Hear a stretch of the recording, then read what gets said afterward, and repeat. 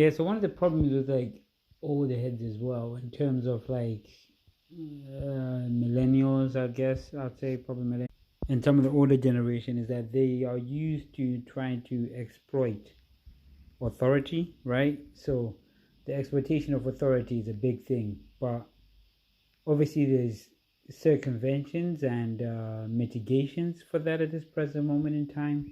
But I think it's something that you ultimately have to be careful of, because it's something that I didn't factor in a lot of the time, because I believe that,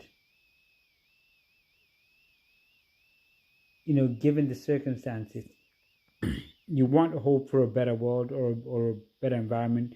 But then what you find is that the environment programs the entities within it, which then leads to complications in the long run.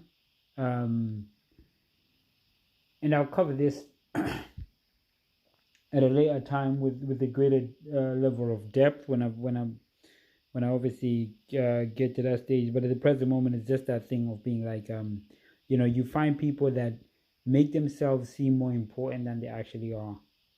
And that's not to belittle anyone, but that's a deceptive mechanism that leads them to then abuse, right?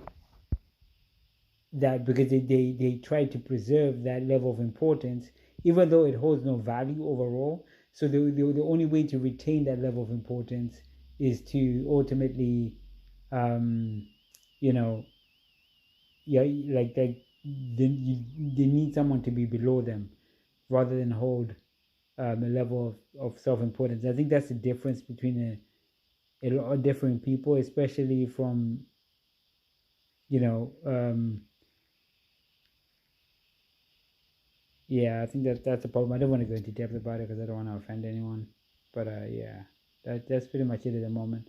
So I'm just gauging around like the protective mechanisms for that. Because at the end of the day, I think that's what it comes down to. Like there is me, and then there's also like my field, not magnetic field, but my resonatic field.